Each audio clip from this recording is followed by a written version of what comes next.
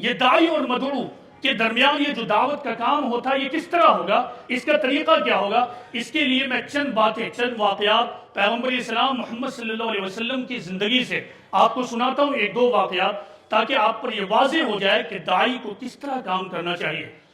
روایت میں یہ بات آتی ہے،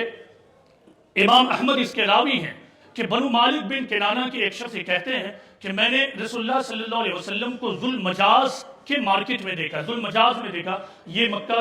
کی ایک مارکٹ تھی۔ وہ کہتے ہیں کہ میں نے دیکھا کہ رسول اللہ صلی اللہ علیہ وسلم لوگوں کے درمیان چلے جا رہے ہیں اور کہہ رہے ہیں کہ اے لوگوں کہو یا ایھا الناس قولوا لا الہ الا اللہ تفلحوا، کہ کہو لا الہ الا اللہ تم کامیاب ہوگے۔ دوسری طرف وہیں پہ ابو جہل بھی آپ کے ساتھ ساتھ چل رہا ہے، اور ایک طرف وہ آپ کے اوپر مٹی اور کنکری ڈال رہا ہے، اور دوسری طرف لوگوں سے یہ کہتا پھر رہا ہے کہ لوگوں دیکھو محمد کی کوئی بات مت ماننا، یہ تمہیں دین سے پھیر دے گا، یہ چاہتا ہے کہ تم اپنے دین کو چھوڑ دو، تم ہرگز اس کی بات نہ ماننا۔ راوی یہ کہتے ہیں کہ ابو جہل کی یہ کہنے کے باوجود، اس حرکت کے باوجود پیغمبر اسلام ابو جہل پر کوئی التفات نہیں کر رہے تھے، بلکہ خاموشی سے آپ آگے بڑھے جا رہے تھے اور پیغام سنائے جا رہے تھے۔ اس سنت رسول سے آپ کو کیا معلوم ہوتا ہے؟ اس سے معلوم ہوتا ہے کہ مسلمانوں کو غیر مسلموں کے درمیان کس بنیاد پر رہنا، وہ یہ ہے کہ اگر غیر مسلم کوئی بات کہہ رہے ہیں تو مسلمان مشتعل ہو کر، رد عمل کا شکار ہو کر،